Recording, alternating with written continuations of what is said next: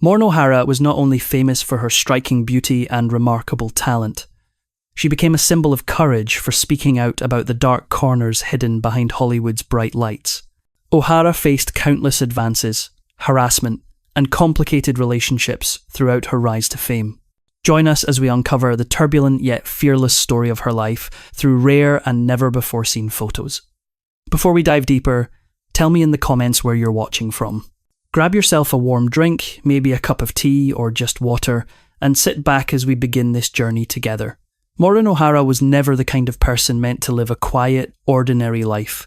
She grew up in a family she once described as the most remarkable and eccentric you could possibly imagine. At just 5 years old, her parents invited a fortune teller to their home as a strange bit of entertainment. But the prophecy was no joke. This little girl will become famous and wealthy. Those words felt like destiny, and young Maureen believed them with almost religious certainty. She quickly realised one truth. Fame doesn't fall from the sky for kids playing ball in the street. So she decided there was only one path forward. She would become the most famous actress in the world. Not some actress, not a little well-known, the most famous in the world. At 10 years old, she stepped onto a stage playing Robin Hood in a Christmas play, performing with more confidence than any adult in the room. From that moment on, her life took a turn no one could have predicted. Fueled by her passion for the stage, Maureen studied acting, singing, dance, and the art of becoming a true screen lady. Yet her very first film audition ended in complete rejection. Her dream seemed to crack. Then, fate sent her someone who saw what others missed. Charles Lilton. He looked her in the eye and said, "I'll help you, but only if you give up that country girl named Maureen Fitzsimons. From now on, you are Maureen O'Hara." She didn't hesitate because she knew one thing. Fame does not belong to the timid. In 1938, she starred in Jamaica and directed by Alfred Hitchcock. The critics tore the film apart, but for Maureen, it was the explosive beginning of her journey to Hollywood. She didn't walk in quietly. She arrived like a storm.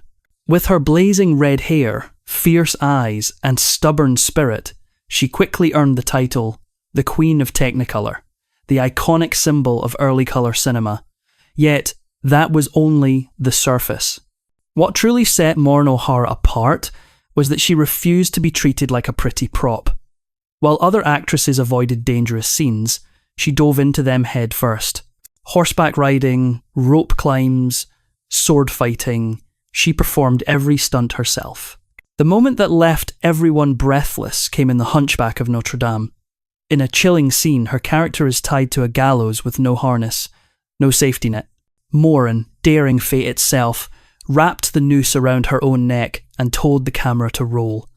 No stunt double, no special effects, just a real rope tightening against her throat under the studio lights. One small slip, one wrong movement, and she could have died in front of the entire crew. Yet, she didn't. She survived. That scene became legend. Proof that she wasn't just a star. She was a warrior. A fearless one. Her real tragedies didn't come from film sets. They came from the men she loved. Men who stepped into her life looking polished and charming, but carried hidden storms. They didn't use ropes, yet they left her gasping for air. One was unfaithful. One tried to control her. One nearly shattered her sense of self.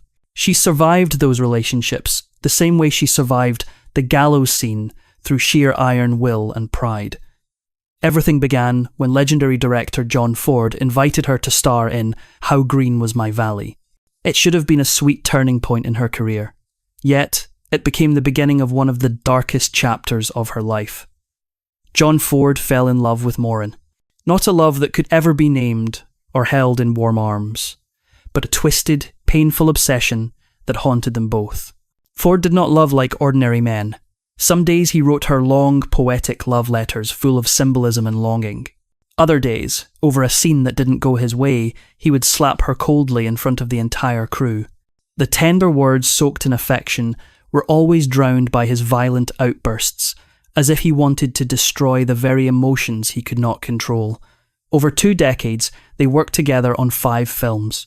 Their feelings for each other were never spoken, yet they smouldered like a fire burning backward. It warmed no one. It only scorched them both. In a 2004 interview, Maureen finally said what everyone had long suspected.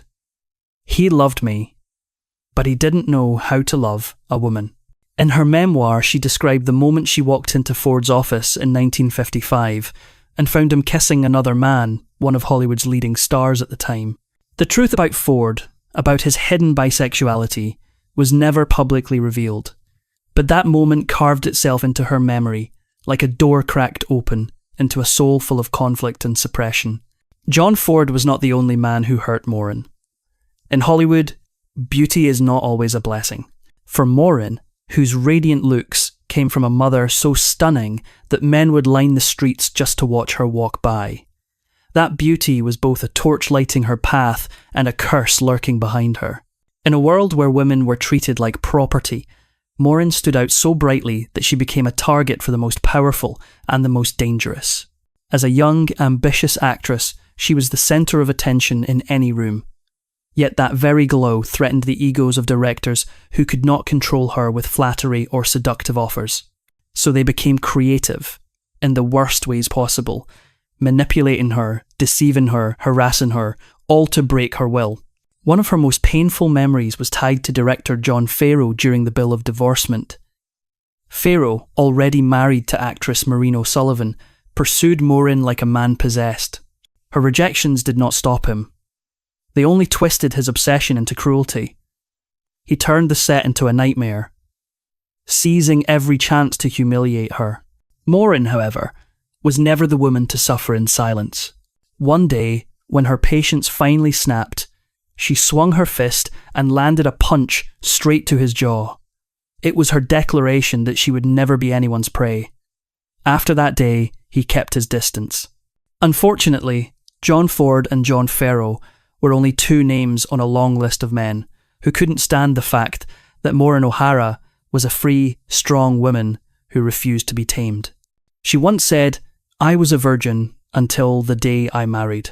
In a world where people believed women had to surrender to survive, that truth enraged many. They could not accept that someone so beautiful would dare reject them, protect herself, and live by her own values. Maureen's strength wasn't armour. It was thin skin covered in scars. She endured too much. The slaps, the rejections, the psychological games, the love letters followed by violence, the men who both adored and tried to destroy her. Yet through it all, she never let anyone take her dignity. She walked past the wounds, head held high, and left behind a legacy not only of cinematic brilliance, but of unshakable pride. In early 1942, while Hollywood's spotlight was shining brightly on young actress Maureen O'Hara, a silent storm was forming behind the scenes. Rumours spread that she had undergone a painful abortion, a lie ignited by a producer named Darryl Zanuck, who harboured a grudge against her. At the time, O'Hara was signed to star in a film alongside the famous leading man Tyrone Power, with Zanuck as the producer. Yet, just days before filming was set to begin, she suddenly fell gravely ill. Medical records later showed that she suffered from appendicitis and an ovarian cyst, requiring emergency surgery. After the operation, her doctors advised her to take time off to recover. When she followed their medical recommendation, the production team reacted with annoyance. Zanuck not only refused to show sympathy, he went even further. He replaced her with another actress and spread vicious rumours claiming her health issues were the result of an abortion. For a newcomer like her, that rumour was a knife straight into her reputation. Maureen was deeply hurt, yet powerless to fight back. Years later, when a similar situation occurred, she was no longer the vulnerable girl she once was. This time, she fought back and won a $5 million settlement, a bold declaration that her painful past would never repeat itself. Maureen O'Hara's love life carried just as many dark notes as her career. She once said that the men who passed through her life fell into 3 categories: the ones she loved, the ones who abused her, and the ones who loved her but were never loved back. Her first marriage in the entertainment industry came so unexpectedly that she almost thought it was a joke until it became all too real. O'Hara met George Brown, an English producer on the set of Jamaica Inn.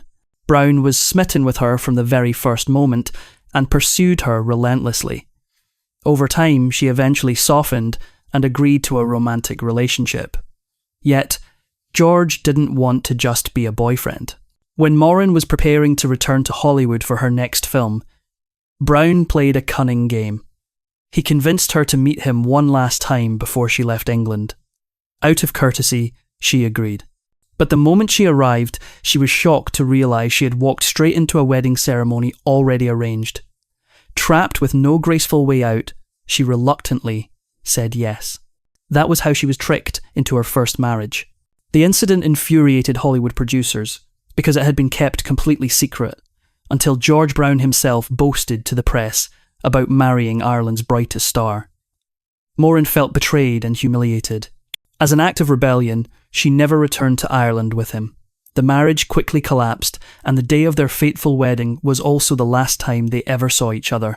After the shock of her first marriage, Maureen still believed in love until she met William Houston Price, an American film director. Unlike the manipulation she experienced with George Brown, Maureen entered this relationship willingly, and for the first time she gave her body to a man.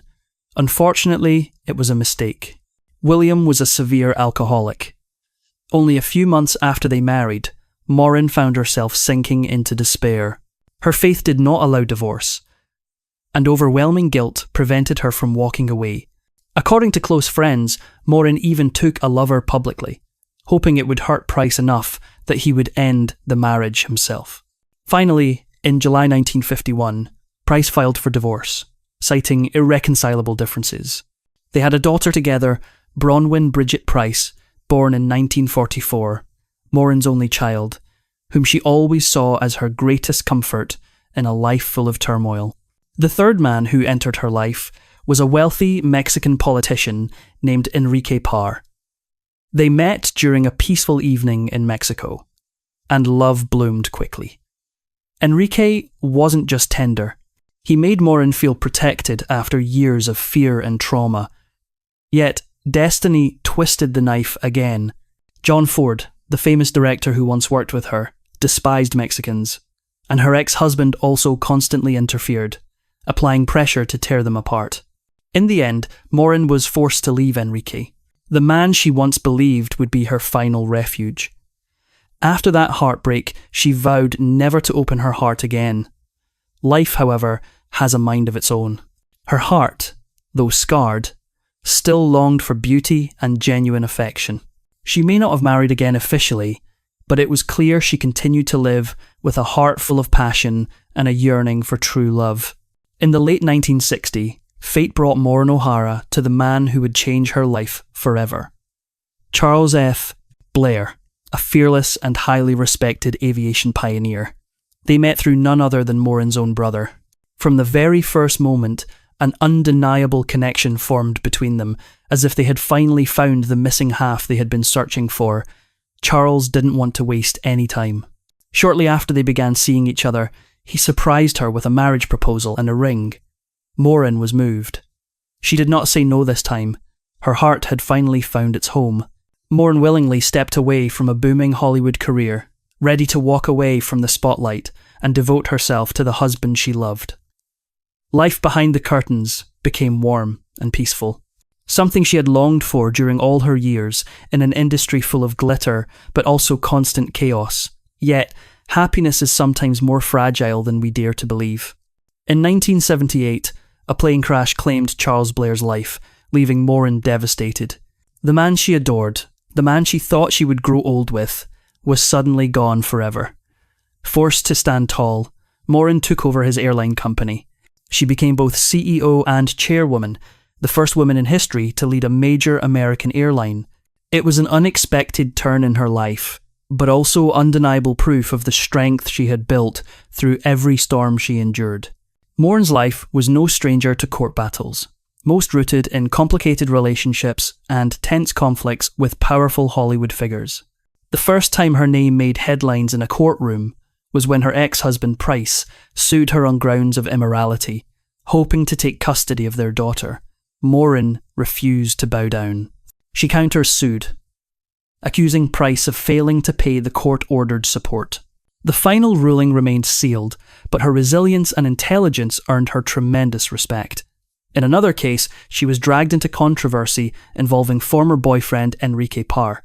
A magazine printed a false story, claiming Maureen had a sexual relationship with Parr. As a devout Catholic, she was deeply outraged and hurt. She did not hesitate to take legal action, suing Confidential magazine for $5 million. In the end, she won, becoming the first actress in the United States to successfully sue a gossip magazine, marking an important milestone in the long legal battle between celebrities and the press.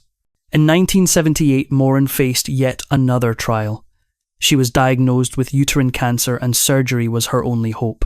Coincidentally, at the same time, her longtime co-star John Wayne was also battling cancer. Although Wayne was not always kind to her, Maureen held a deep respect for him. To her, he was not just an actor. He was an American icon. His death in June 1979 sent Maureen into a deep depression. She required many hours of therapy before she was able to recover emotionally and return to the public eye. The years that followed continued to test her strength. Maureen endured 6 heart attacks and then suffered a stroke in 2005.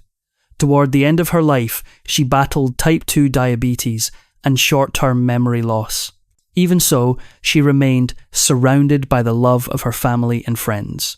Maureen O'Hara passed away peacefully in her sleep at her home in Boise, Idaho on October 24th, 2015 at the age of 95.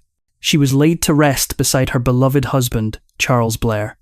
A life lived, a love cherished, and a legacy built on courage and dignity. Maureen O'Hara left a lasting impression on audiences, not only for her acting talent, but for her remarkable resilience.